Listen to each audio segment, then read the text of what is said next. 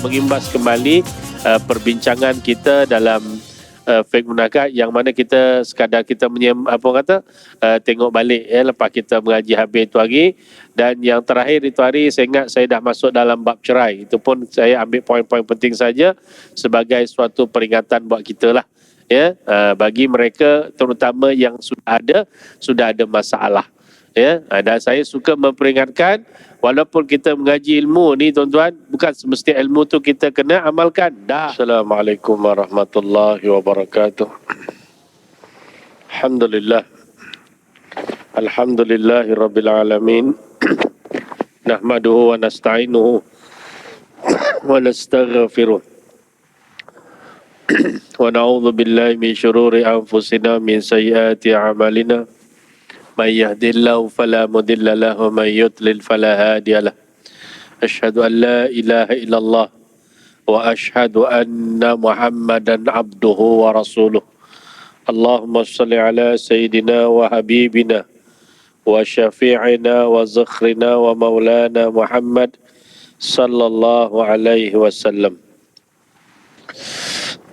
قال الله تعالى في كتاب العزيز أعوذ بالله من الشيطان الرجيم يا أيها الذين آمنوا اتقوا الله وقولوا قولا سديدا يصلح لكم أعمالكم ويغفر لكم ذنوبكم ومن يطع الله ورسوله فقد فاز فوزا عظيما.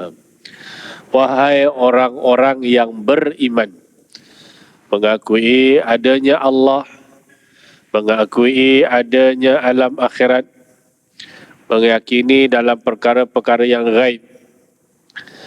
Bertakwalah kepada Allah dan katakanlah perkataan yang benar dalam segala perkara. Jika kamu berbuat demikian, Dia akan memberi taufik dengan menjayakan amal-amal kamu dan mengampunkan dosa-dosa kamu. Sesiapa yang taat kepada Allah dan Rasul-Nya, maka sesungguhnya dia telah berjaya dengan kejayaan yang besar. Surah Al-Ahzab ayat 70-71. Wa an Abi Ya'la Shaddad bin Aus radhiyallahu anin Nabi sallallahu alaihi wasallam al-kayyisu man dana nafsahu wa amila lima ba'dal maut wal ajizu man ittaba'a nafsahu wa hawaha wa tamanna 'ala Allahil amani. Daripada Abi Ya'la Shaddad bin Aus radhiyallahu an, daripada Rasulullah sallallahu alaihi wasallam sabdanya, orang yang cerdik ialah orang yang selalu memperhitungkan dirinya dan ia suka beramal untuk bekalan sesudah ia mati. Sedangkan orang yang lemah, yakni tidak cerdik, ialah orang yang selalu mengikuti hawa nafsunya dan hanya banyak berangan-angan kepada Allah Subhanahu wa taala untuk mendapat kebahagiaan dan pengampunan daripadanya tanpa beramal soleh. Hadis riwayat Tirmizi, sadaqallahu wa rasuluh.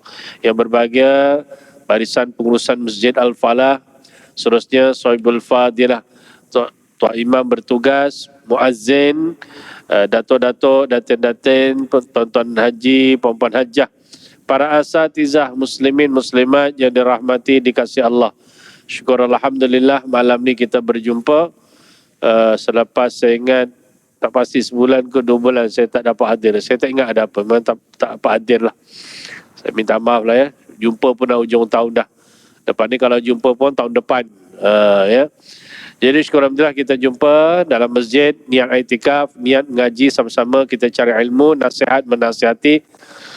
Mudah-mudahan dengan cara beginilah kita sentiasa mendapat rahmat dan keampunan Allah Subhanahu wa taala, diberikan taufik dan hidayah dalam menguruskan kehidupan dan sentiasa dianugerahkan kesihatan yang baik untuk kita mudah beramal ibadah, dan mudah-mudahan kita sentiasa mendapat keampunan Allah Subhanahu wa taala, dan bila kita dijemput oleh Allah tidak ada satu dosa pun, dan mudah-mudahan diberi peluang kita bertemu dengan baginda Nabi sallallahu alaihi wasallam.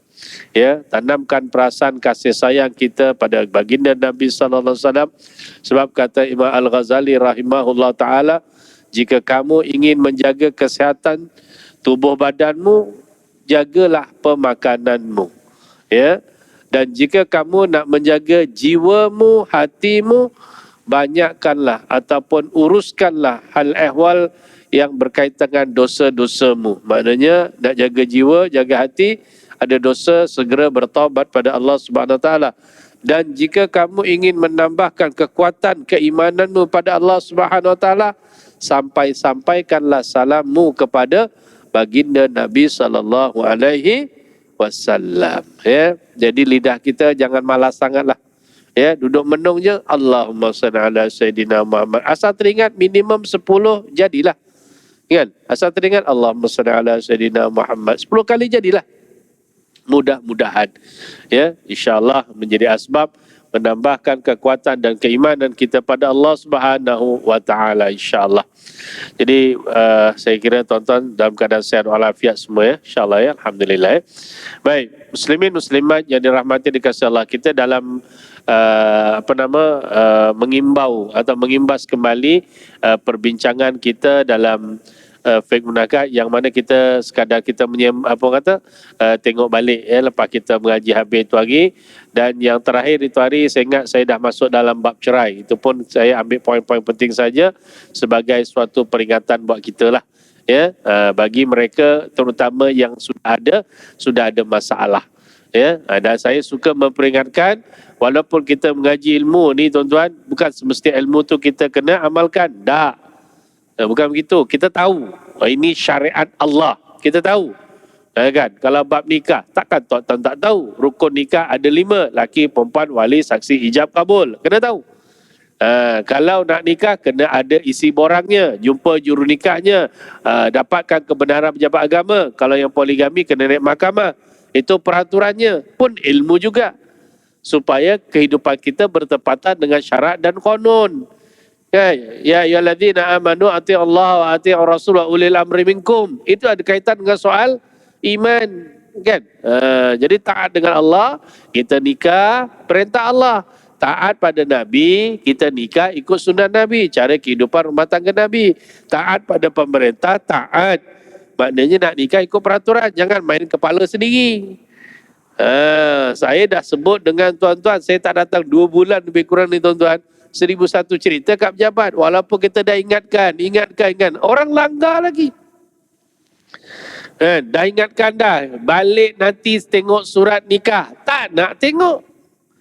Bila ditengok, nak pasal apa? Bila anak nak kahwin, baru bagi surat nikah dekat anak. Sampai pejabat agama detect surat nikah palsu. Macam mana kami nak luluskan?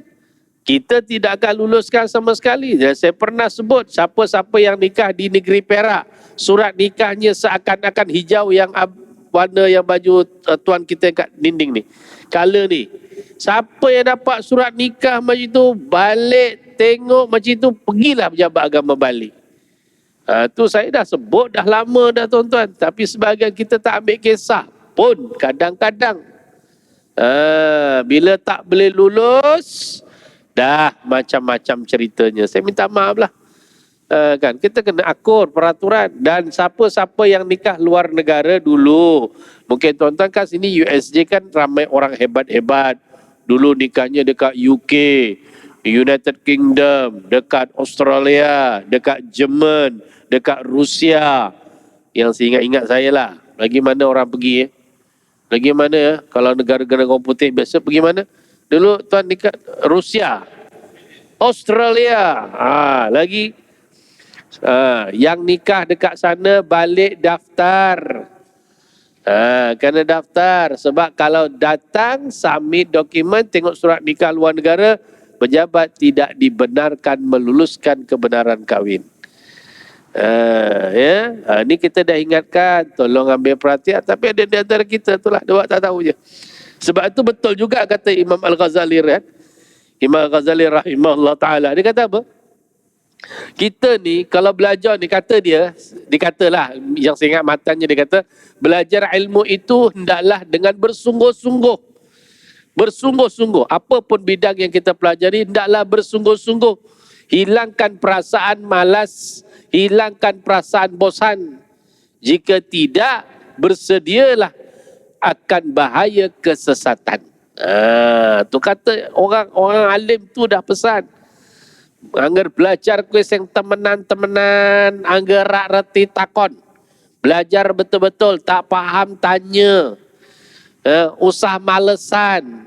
Pae kayak nak masjid enek kuliah kimi malas. Itu jawabannya. Mae enek kuliah duha kae kalau patir-patir memajid malas, turun gaya. Itulah masalahnya. Kena pula hujan. Kan? Hujan lebat tuan-tuan. Saya daripada Shah Alam ke sini tuan-tuan tadi dekat 1 jam juga. Bukan jauh sangat pun. Ya, tapi nak macam mana keluar pejabat tu dah macet. Nah, tu orang Indonesia dekat macet, dah melekat dah sampailah sini tuan-tuan. Alhamdulillah sampai ngam-ngam lah, dapatlah dengan imam juga. Jangan malas, tak boleh. Kan dah disebut dia kata ni khamsan qabla khamsin, sampai dia kata wa faraghaka qabla syughlik, masa kau lapang sebelum kesibuk. Ada masa mengaji tak boleh datang malam ni, malam besok tak boleh datang kuliah maghrib, datang kuliah subuh. Ikutlah kelapangan kita, jangan langsung tak nak. Jangan bosan, tak ada erti kata mengaji ni bosan, tak ada. Kalau tidak, anggar orang, anggar kue bosan, malesan, standby lah. Kue bahaya nang sesat. Tu orang Jawa tu, dia cakap Jawa boleh masuk Inggeris, standby lah. Tu bunyi Jawa tu. Mana? Ini yang jadinya hari ini tuan-tuan. Yang jadi hari ini lah. Ya, yang tuan-tuan ngaji ilmu lagi banyak fake sirah, fake apa lagi tuan-tuan, fake muamalahnya, fake apa lagi tuan-tuan, fake jinayahnya. Tu kena ngaji tu, kena faham. Isu-isu semasa kita kena tahu. Sekarang ni tuan-tuan kalau kita tak nak mengaji, tak nak faham, bila isu masalah yang berkaitan dengan masyarakat, gejala sosial hari ini melampau-lampau, kadang-kadang kita pun tak tahu nak buat macam mana. Kan? Kita tetap hukum. Kan? Isu LGBT dah mula macam-macam lagi tuan-tuan. Tuan-tuan jangan tak tahu. Isu LGBT tuan-tuan. Penat nak cakap tuan-tuan. Berbangga pula isu LGBT ni tuan-tuan. Berbulu betul aku dengan LGBT ni. Sebab dia perosak dalam keluarga dan masyarakat. Kita begitu perosak dalam keluarga khusus saya sebut. Sebab itu yang kita jumpa tuan-tuan, kahwin lebih kurang 4 tahun ke 3 tahun lah, saya pernah lupa lah. Tapi nak bagi tahu, kahwin bukannya orang yang jahil, orang ada pendidikan, kerjanya pun hebat. Kahwin bininya langsung tak disentuh. Akhirnya mengaku bahawa dia tak ada nafsu pun dengan bini dia. Dia kahwin pasal mak dia suruh kahwin. La haula wala quwata billah. Rupanya dia mirip kenafsuannya itu kepada sesama jantina. Lanang korang lanang, gonjol begitu tuan-tuan. Mana boleh kita boleh tolak ansur dengan benda-benda macam ni. Lepas tu ada pula orang Islam, orang Melayu yang kata, tak apa kalau setakat perkara-perkara begitu, seolah-olah macam nak benarkan, itu adalah fitrah. Dasmu. Aku kalau kau cakap bab hukum ni tak boleh tolak ansur. Mana boleh kalau bab hukum kita nak tolak ansur? Kalau nak sembahyang, tak nak sembahyang sudah. Mana boleh cakap macam itu? Aku nak sembahyang ke tak sembahyang, urusan aku dengan Allah. Mana boleh cakap macam itu? Hebat sangat ke engkau dengan Allah Ta'ala? 24 jam Allah bagi nikmat, makan, minum, kesihatan, bagi udara, suruh sembahyang 5 waktu, siap lawan Allah. Kau nak jadi Firaun ke? Cakap kasarnya begitu. Sebab Firaun kan begitu kan? Firaun begitu tuan-tuan. Tetapi mungkin kita taklah sampai mengaku jadi Tuhan. Tapi kalau sampai peringkat begitu perangainya, sembahyang tak nak, apa tak nak, semua tak nak, tutup aurat tak nak. Ada pula komen, oh ni kalau jadi macam ni nanti terpaksalah semua orang tutup aurat. Dah hukumnya begitu.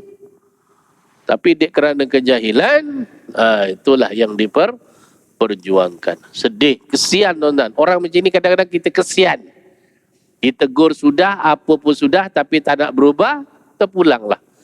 Mudah-mudahan ujung-ujung hayatnya Allah berikan taufik hidayah, bertaubat, boleh mengucap syahadah. Kalau tak, mampus dia tuan-tuan, berat jawab depan Allah Subhanahu wa ta'ala.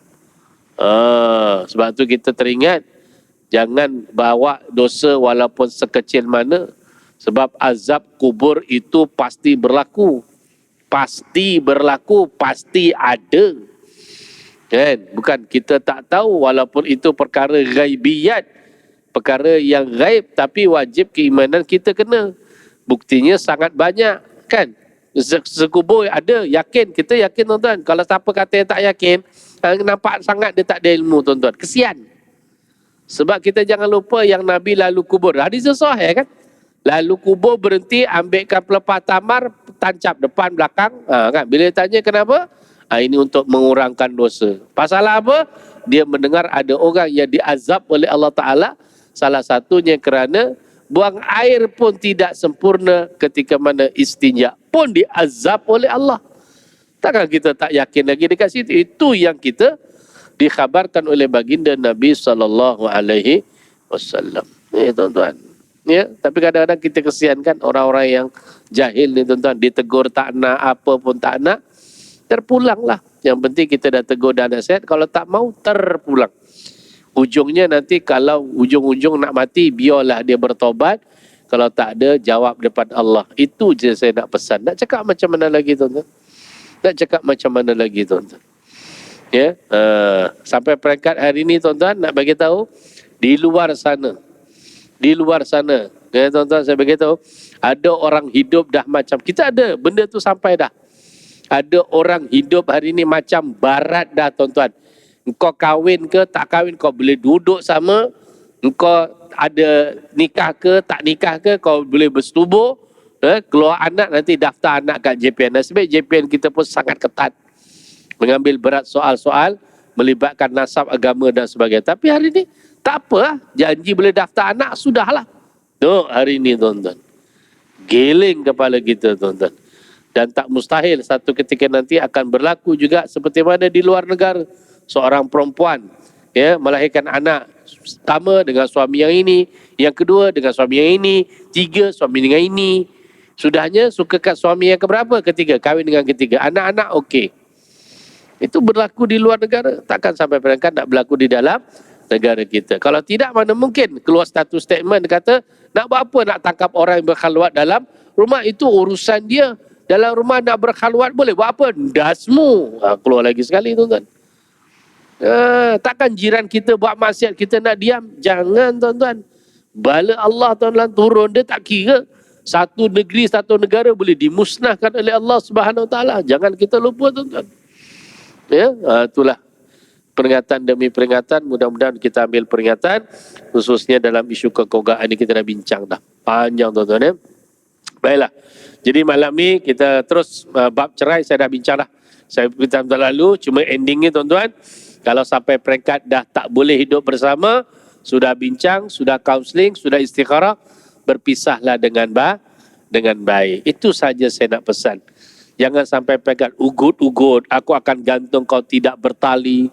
Jangan buat begitu tuan-tuan. Penganiayaan ditegah di dalam agama. Kan? Bahasa mudahnya kan. Quran kata fa imsakum bima'ruf aw talaqu marratan fa imsakum bima'rufin aw tasrihum ihsan. Cerai itu 2 kali. Kalau tu lepas cerai wujud nak pegang-peganglah. Kalau tak boleh lepaskan. Buat apa kita seksa dia tuan-tuan? Sebab tu kadang-kadang saya melihat satu penyiksaan sengaja dilakukan oleh manusia. Yang kadang-kadang tanpa ada peri kemanusiaan. Saya kadang kesian juga. Contoh kan tuan-tuan. Ni saya, tuan-tuan terpulang. Ya kan? Tapi tuan-tuan kalau ada benda begini fikirkanlah. Kadang-kadang saya tengok ada satu di apa nama? Di setengah-setengah rumah tuan-tuan dia bela burung, burungnya di dalam sangkar. Saya tengok, saya pernah tanya berapa tahun ni? Adalah beberapa tahun. Kasihan burung tu.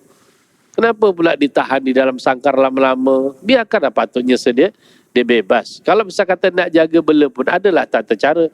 Buatlah mungkin sangkar yang lebih besar, lebih sesuai untuk pergerakan dia. Pandai-pandailah. Ini kadang sangkar kecil tuan-tuan. Kawan saya pernah cerita, dia mengajar satu rumah tuan-tuan. Dalam rumah tu ada akuarium. Tak besar mana pun. Mungkin sekitar 2 kaki lah kot. 2 kaki kali berapa kaki. Memang tak besar mana. Tapi ikan dia tuan-tuan sangat besar. Kalau nak berbelok pun tak boleh tuan-tuan nak beritahu tuan-tuan. 2 kaki, tak sampai 2 kaki kot. Lebih kurang lah. Ikan tu tuan-tuan nak belok pun dah tak boleh. Macam ni naik, macam ni. Kenapa buat macam itu tuan-tuan? Kan satu bentuk kezaliman tu namanya tuan-tuan. Ingat mereka pun bertasbih dan memuji Allah tu kadang-kadang saya tidak berapa setuju. Kan? Nak kurung-kurung. Kalau kucing dikurung tu ada kewajarannya, kurunglah. Kalau tak ada, bebaskanlah.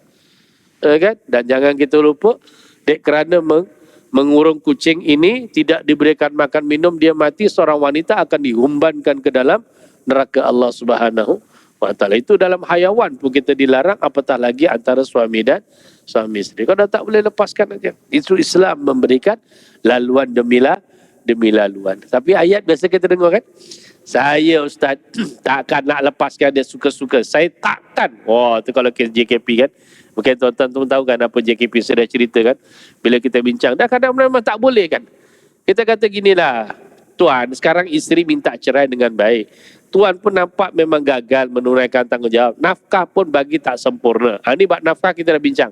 Yang orang perempuan selalu klaim, yang saya pernah tegur satu perempuan, dia kata suami saya langsung tak bagi. Tak bertanggungjawab. Dia balon cukup-cukup. Saya diam aja. Lepas tu saya tanya.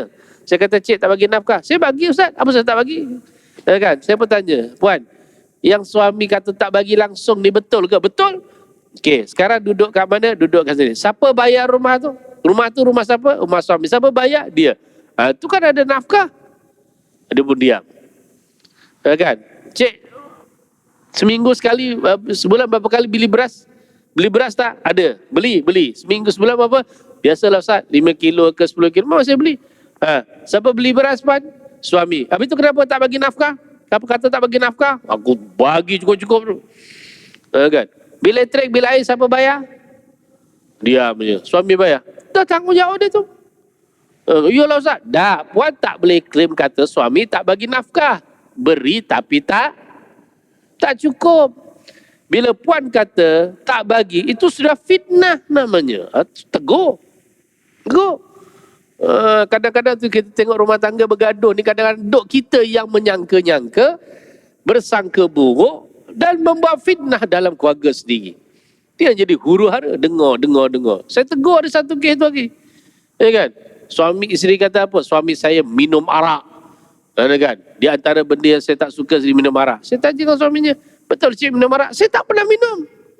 Saya pandang dia, betul ke Puan nampak suami minum? Dia diam. Habis kalau suami kata Puan tak nampak, Puan tahu daripada mana? Nampak gambar ke? Tak ada. Habis tu ada orang, ada orang cakap. Fitnah saya kata benda-benda macam itu. Kena minta maaf, berdosa buat benda-benda macam ni kan. Nampak tak? Kata jadi masalah. Tapi bila laki memang buat perangai yang banyak pun saya jumpa, memang tak pernah bagi nafkah. Saya tahu, bukan saya tak tahu. Kan? Pasal kita jumpa lah kan. Pernah tak tuan-tuan saya cerita yang pasal seorang perempuan miaga apam balik? Saya pernah cerita belum? Tak pernah yalah, ni semua mu'alaf baru datang masjid kan. Lupa dah aku, tak apalah. Saja Ustaz tu ada. Ada seorang perempuan tuan-tuan, ini betul-betul memang suami langsung tak bagi nafkah. Saya boleh kategorikan macam itu. Tak kerja langsung, rumah sewa isteri bayar, sekolah anak isteri yang uruskan, dia duduk rumah aja, keluar rumah tak ada duit, minta dengan bini. Bininya kerja apa? Jual apam balik, mewarisi warisan ayah dia kot. Ya kan? Tahulah apam balik tuan-tuan. Tuan-tuan tengok apam balik tu dengan tongnya yang besar, dengan tepungnya yang digaul tu dengan menggunakan apa tuan biasanya? Gunakan rotan kan? Gunakan rotan. Dia tunjuk Ustaz, tengok tangan saya ni. Tangan dia kapalan. Jawa kata kapalan yang keras-keras ni tuan-tuan. Itulah mata penceriaan saya. Tapi saya sangat sedih memang suami. Memang langsung bila dia memang langsung tak bagi. Lepas tu kalau dia nak duit, dia datang kedai sikit, gerai isteri dia tu, tolong-tolong sikit, ambil RM10, buat beli rokok. Gonjol punya laki macam ini ni. Ya kan? Itu pun saya tanya kenapa Puan bertahan. Tak apalah, saya nak bagi peluang kok dia berubah. Kesian anak saya. Sangat hebat wanita ini. Tapi endingnya sampai depan mata kita. Sampai depan mata kita. Bila saya tanya macam ni, cik, macam ni dah satu bentuk pun. Isteri minta lepas. Kau boleh lepaskan lah. Oh, saya takkan lepaskan. Tak wajar alasan. Nampak tak? Nampak sangat ada poin dia untuk menggantung tidak bertali. Ini sangat kesian.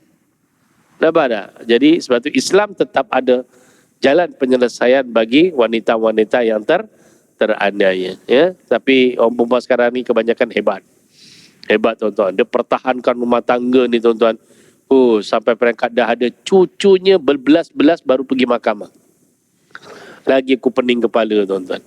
Tapi nak macam mana? Cucu dah berbelas-belas. Faham-faham lah kalau usia macam itu. Baru pergi mahkamah. Saya pertahan, tapi suami saya tidak ada perubahan, saya dah tak boleh. Saya dah bagi peluang, dekat 40 tahun hidup berumah tangga, saya dah tak boleh lah. Saya nak kata macam mana lah, kita pulang lah. Kan? Kalau saya tahu macam ni, baik saya kahwin dengan juru kamera ni. Gitu ya. Itu yang satu bapa mengamuk, menyesal kahwinkan anak dia. Anak dia langsung tak sembahyang, duduk depan rumah. Rumah dekat dengan masjid. Bapak dia buatkan rumah lagi. Bapaknya bukanlah kaya sangat, tapi ada harta lah juga. Kalau boleh ada rumah dekat kawasan, tak sebutlah kawasan mana kan. Kawasan tu boleh ada tanah, boleh buat rumah, maknanya hebatlah bapak ada tu kan. Dengan harapan anaknya boleh duduk dekat dengan masjid, menantunya boleh pergi masjid. Tak.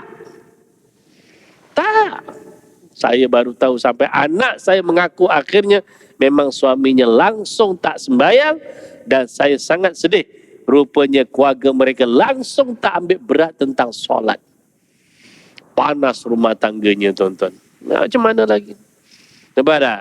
Kesian kan? Jadi semuanya itu menjadi asbab untuk berlakunya perpisahan. Dan kalaulah perpisahan itu yang terbaik, insya-Allah. Sebab Allah menyebut dalam Quran, wa iyatafarraqa yughnillahu kullam min sa'atihi wa kana Allahu wasi'an hakima.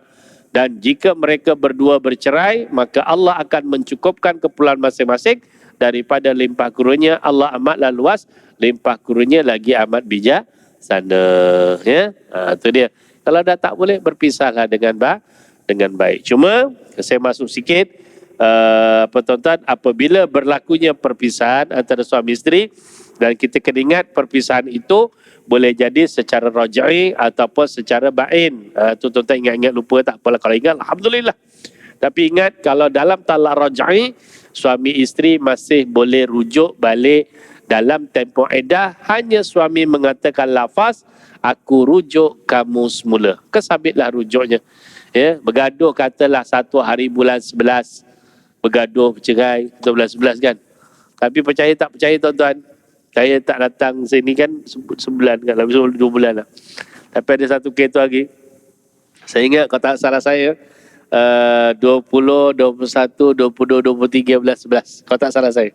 Dia datang suami isteri nak rujuk.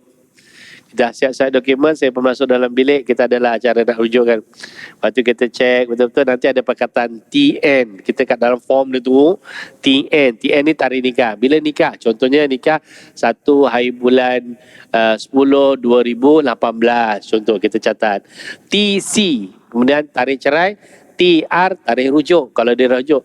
Tuan-tuan, yang kes berlaku tu TC-nya 19 hari bulan 9, 19 bulan 11, yalah 19 bulan 11 2022. Saya pun menung, saya pandang pasangan tu. Sini gaduh pasal parti ke? Saya cakap ada. Kan 19 nanti mengundi kan? Mengundi. Saya tanya lagi, bergaduh pasal parti ke? Tak adalah Ustaz, tak adalah. Habis itu pasal apa sebenarnya? Pasal mengundi. Macam itulah. Manjang, tuan-tuan. Sepanjang karier saya lah dan rakan-rakan kat pejabat, ya, saya kalau kamu mengundi pun dah 4 kali ada kot. Kan? Jumpalah laluan proses kan pengundian itu berlaku secara PRU ni.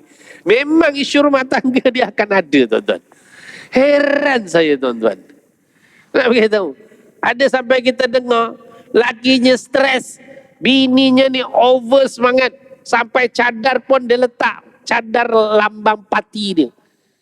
La ilaha illallah, geleng kepalaku, tuan-tuan.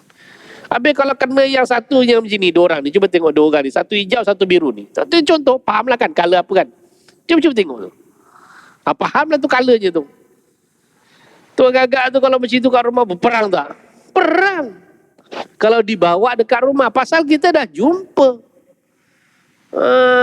Habis kalau misalnya kata dah atas katil, dibawa lah, mentang-mentang bininya tu parti kuda, dibawa dalam bendera parti kuda, letak atas katil. Lakinya parti burung. Tak bergaduh ke, tuan-tuan? Bergaduh. Itu pun geleng kepala. Saya pun ambil peluang. Bagilah, bagi. Saya kata benda-benda macam itu jangan dibawa dekat rumah. Jangan dibawa dekat masjid. Sebab tu kita bertegas supaya yang kira kalau apa pun dekat luar sana. Dalam jangan dibawa. Dan rumah tangga dibawa. Kan? Dulu saya pernah ada satu, saya ingat ni betul-betul. Kan? Bininya mati-mati minta cerai. Tak mau balik dengan suami dia. Pasal suaminya ikut join parti lain dengan bini dia. Oh alah. Giling. Lepas ni saya cadangkanlah kalau Jaiz setuju, isi borang kahwin, di antara poinnya, poin katalah 1, 2, 3 sampai poin yang ke-20, 21 tambah.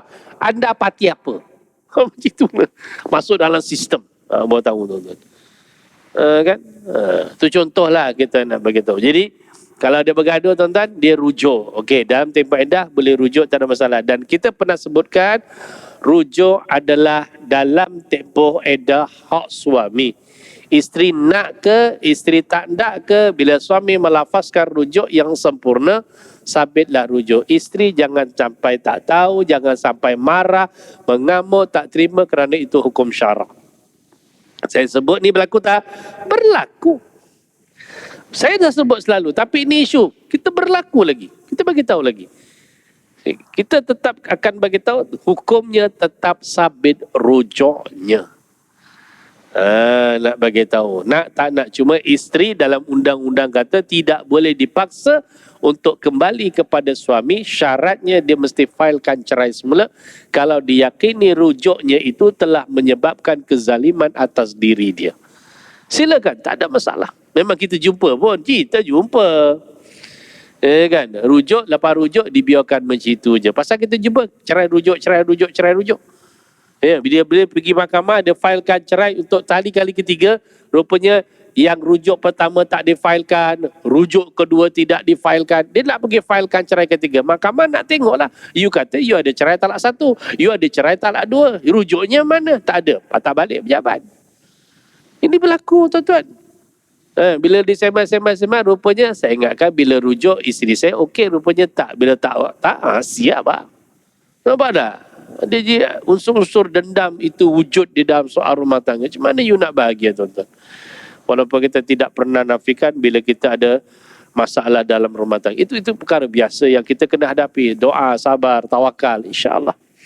Okey, dirujuk. Tetapi kalau berlaku dalam talak yang melibatkan soal talak bain, kalau bain sughra, dia boleh balik semula dengan akad yang baru. Contohnya cerai khulu, cerai talak 1, 2 yang habis iddah, perpisahan melalui fasah, itu boleh balik, tak ada masalah lagi dengan akad yang baru. Tetapi kalau yang talak bain kubra, maka tidak boleh dikembalikan antara suami isteri dengan apa cara sekalipun, khususnya dalam bab li'an, saya dah sebut dah sebelum ni insya-Allah, maka dia tidak ada peluang untuk balik, kekal perceraiannya itu hingga ke hari akhirat. Dia sudah tidak boleh balik lagi. Ya, sebab dia akan melibatkan soal hukum, soal nasab, pusaka dan sebagainya. Ya, insya-Allah ya. Itu bab rujuk, ya, rentetan daripada berlakunya perceraian ya. Okey, kalau tuan-tuan tak faham, tuan-tuan tanyalah, insya-Allah ya. Baik, seterusnya saya masuk tuan-tuan malam ni satu tajuk lagi, iaitu dalam bab iddah ya, dalam bab iddah ya. Biasa dengar kan, ibu-ibu tahulah ya, bapa-bapa pun tahu tentang bab iddah ya tuan-tuan ya. Ini semua bab cerai lah. Okey ya. Ila zihar li'ani saya tak berapa sentuh sangatlah ya, tapi mungkin tuan-tuan pun ingat-ingat sangat, ingatlah ya tentang masalah ni. Ila zihar tu kena berhati-hati ya. Ila dia apa tuan-tuan? Apa nama? Sumpah untuk suami tidak bersetubuh dengan isteri lebih 4 bulan atau satu tempoh yang lebih panjang, hukumnya adalah haram. Ila hukumnya haram tuan-tuan ya. Dan dia termasuk dosa besar. Jangan kata ila tu benda kecil. Dah. Ya, ila ni dia termasuk perkara yang ditegah di dalam agama ya. Jadi kalau berlaku, maka suami isteri tidak dibenarkan untuk tidak bersetubuh, melainkan selepas membayar kafarah secara ikhtiar, pilihan. Ya, nak bagi makan 10 miskin boleh, pakaian boleh, seorang miskin boleh, nak merdekakan hamba boleh, puasa 3 hari pun boleh. Boleh dia pilih. Tapi kalau yang zihar, iaitu dia menyamakan zahirnya isteri anggota dengan seorang wanita yang haram dikahwini seperti ibunya, maka dia sudah tidak boleh bersetubuh hinggalah dia membayar kafarah atau dendanya. Dan zihar juga termasuk dalam hukum dosa besar, ya.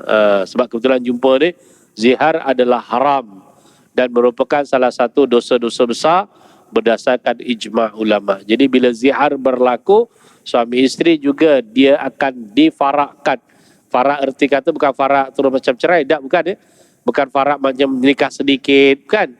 Kalau dia nikah sedikit, juru nikah palsu, ya kan, wali hakim palsu, jadi bila mahkamah bubarkan, dia terfarak terus.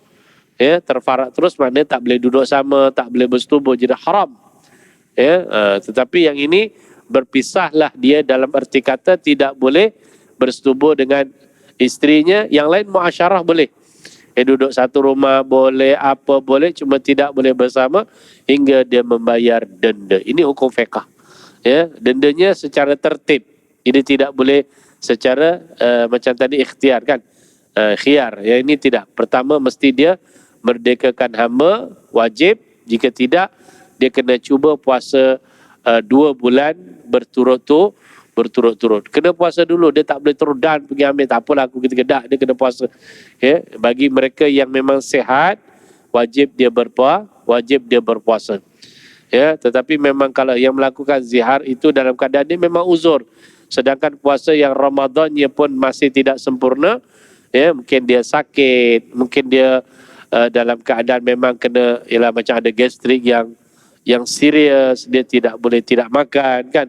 Jadi ketika itu dia boleh ketiga, iaitu 60 cupak untuk 60 orang miskin, barulah dia boleh membawa kepada isu kembali suami dan isteri. Jika tidak, tuan-tuan, sampai satu tempoh ilat dan zihar, jika ia mencapai lebih 4 bulan, maka isteri boleh mengadu kepada hakim dan hakim tindakannya panggil, tanya, adakah kamu nak meneruskan ilat dan zihar? Jika iya, maka isteri diberikan pilihan sama ada hendak bersabar dan bertahan. Boleh, tak ada masalah. Puan macam mana? Saya tak ada masalah yang Arif. Saya boleh bertahan dan bersabar. Ya, 4 bulan ke, 5 bulan ke, 6 bulan ke, tak ada masalah. Saya bersedia. Kalau tidak disetubui, saya pun okey. Walaupun dalam perbahasan ulama berdasarkan pandangan daripada Sayyidina Umar Al-Khattab, orang perempuan maksimum 4 bulan. Paling lewat 4 bulan. Sebab tu ilahnya dia boleh minta cerai 4 bulan jika tidak disetubui, termasuk kes ilat dan zihar. Kan? Jadi dia boleh. Tapi kalau saya tak ada masalah yang Arif, 4 bulan ke, 5 bulan ke, 6 bulan, saya okey. Saya nak tengok suami saya yang huru hara ke saya. Biasanya rasa saya suami saya yang huru hara. Sebulan tak dapat pun traffic light kat USJ semua dibodohkan dengan dia. Ini nak 4 bulan. Gelak bini dia. Saya boleh bersabar. So tak ada isu. Dia boleh hidup sebagai suami sendiri, tapi tak boleh bersetubuh. Bersetubuh haram. Hukumnya berdosa. Hakim boleh takzir. Tapi kalau mengandung dapat anak, bukan anak luar nikah, jangan salah faham dari situ. Tapi persetubuhan itu tidak dikira ibadah, dikira hukumnya berdosa, melanggar perintah Allah. Berdosa, tuan-tuan. Ya, tapi lah orang kau dah biasa dengan dosa, dia tak ada apa. Sebab tu hari ni kat luar tak buka aurat, biasa. Ya kan? Biasa, dia pasal biasa. Minum arak, budak Melayu kita minum arak, biasa. Bohong cakap saya, buka handphone sekarang, time, kat YouTube, budak Melayu minum arak. Tonton tengok. Biasa. Biasa, tuan-tuan. Kan? Pasal dia dah biasa dengan dosa. Dengan orang Islam, orang mukmin yang dikatakan orang mukmin ni, tengok satu dosa macam batu besar-besar, sebesar ni apa kubah ni nak hempap dia, kan. Dia rasa begitu. Tapi kalau orang dah biasa buat dosa, tak ada apa, biasa. Dan kalau setakat buka aurat, minum arak, berjudi, berzina, biasa. Pasal apa tuan-tuan?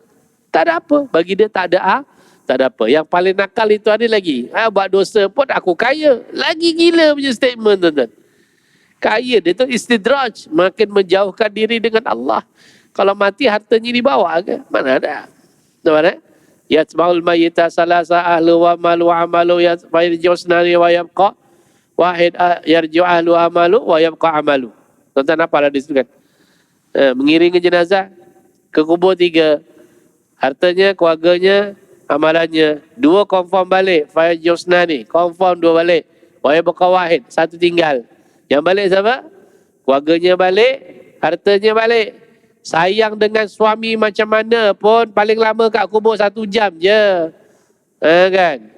Tapi ingat orang perempuan baru boleh ke kubur kan. Dah habis edah 4 bulan, habis pantang datanglah ke kubur. Duduk kat kubur. Kalau datang pukul 10 pagi, nak tunggu sampai 6 petang. Boleh kira lah. Kecuali kuburnya depan rumah dia kat, macam ada 1-2 tempat kan.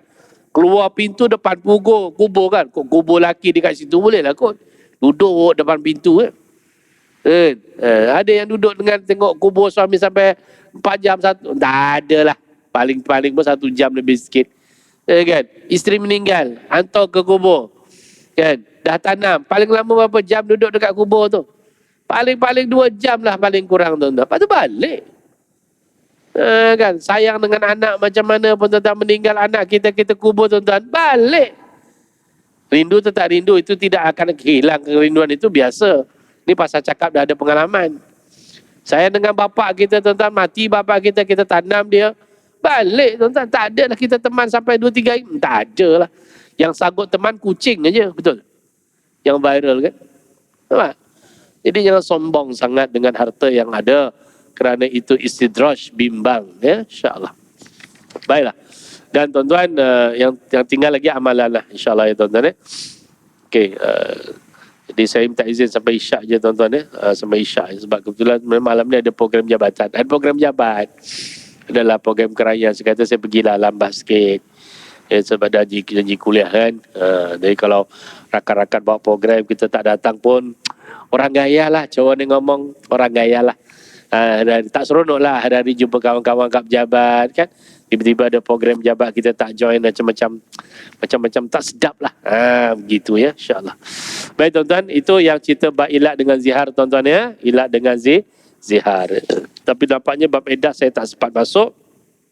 Cuma yang terakhir tuan-tuan ya, saya ingat bab edah ni saya sentuh bulan depan lah. Sebab ada satu bab ni tuan-tuan, saya nak kaitkan dengan isu bab li'an sikit ya. Tuan-tuan, bab li'an iaitu suami menuduh isteri melakukan zina tanpa saksi, dan sekali sumpah yang terakhir, yang kelima, melaknat diri sekiranya dia berdusta, dan isteri berhak untuk menafikan tuduhan suaminya.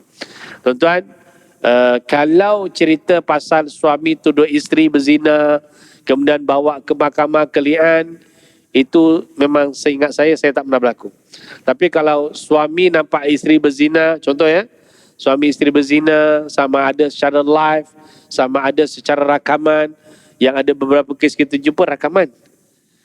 Yang beberapa kes kita jumpa yang di bawah atas meja saya itu gambar yang di print. Saya dah cerita semua benda ni. Saya dah cerita dah.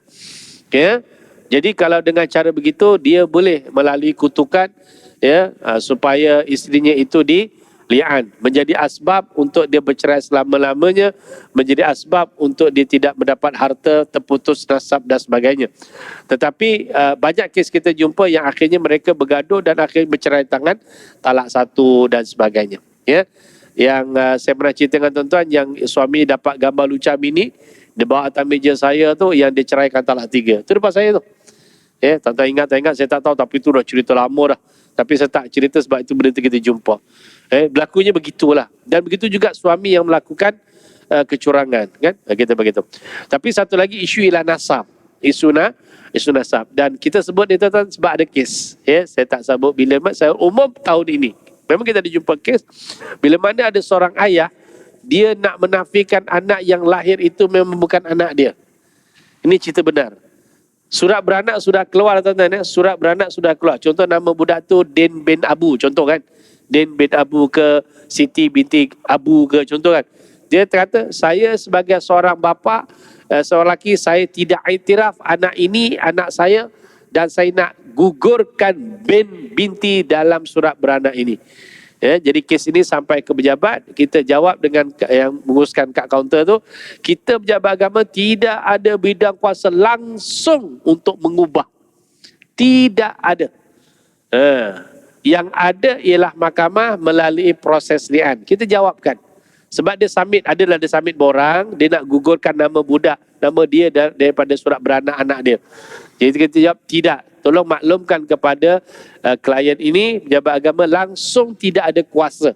Yang ada kuasa ialah dia kena pergi mahkamah buat permohonan secara li'an, penafian anak, dibicarakan, dia faham, mahkamah puas hati, melakukan sumpah laknat sesuai dengan tuntutan dalam kes li'an yang saya dah sebutkan. Tuan-tuan pun boleh tengok dalam kitab-kitab bab li'an.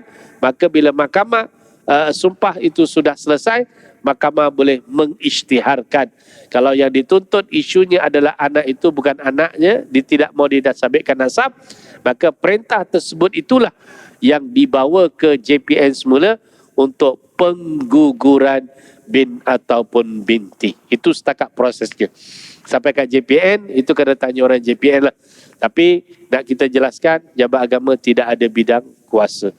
Itu kita nak jelaskan. Ya. Ini berlaku dalam masyarakat tak? Ya, berlaku. Berlaku tuan-tuan. Ini yang datang pejabat.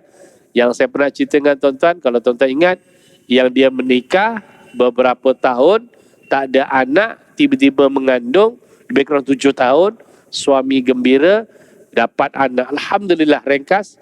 Kemudian lepas pantang, isterinya cakap, abang, saya nak abang ceraikan saya, sebab saya tak yakin ini bukan anak abang. Ringkas ceritanya begitu.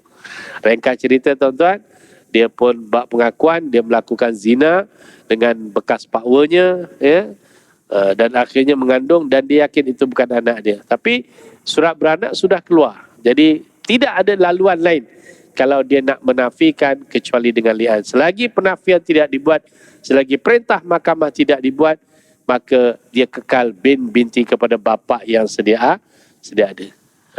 Ya.